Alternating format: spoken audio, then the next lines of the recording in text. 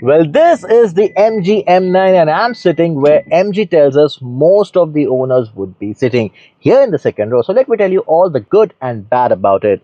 Firstly, we know that you get a lot of control functions here in the touch panel. You can control the seat ventilation, the heating and the massage. You can also adjust the seat to a full recline position. And when you do that, you definitely feel like a boss.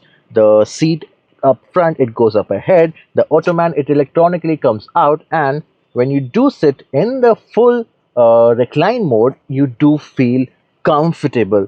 The car, when on the move, it has a really good ride quality. It absorbs the bumps really nice and it settles in quite easily and nicely, so you don't get that wallowing feeling every time you are on the move. Secondly, the space here, it's brilliant. It's large, it's comfortable, but I think the practicality could have been slightly better. You do get a cup holder here in the armrest. You also get an integrated tissue holder here. But when we saw the car at the Bharat Mobility Expo early this year, it had a fold-out table, which could have added to the practicality. Because when you're the boss, when you're attending your phone calls and when you're doing your meetings, that table really helps. But that has been eliminated.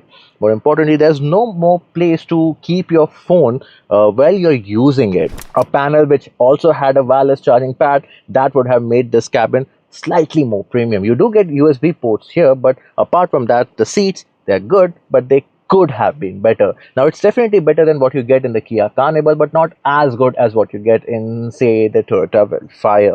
Even getting into the third row, you have to either walk through the aisle or the seat, these, they don't go all the way up front, so getting inside the third row is not an easy task. Well, the third row is spacious. You can sit three people abreast quite easily, but when three people are seated, the boot space, there is none. You do get 55 liters of frunk because this is an EV, but when the third row is up with people seated there, the cargo space is next to nothing. When you do fold out, you get a lot of space, but there is a good amount of height when you have to load up your luggage. Well, that's the second and third row experience in the new MG M9. Now, a detailed review with the opinion about the driving dynamics, the features, and how the entire car is to feel will drop soon. So stay tuned to Car and Bike.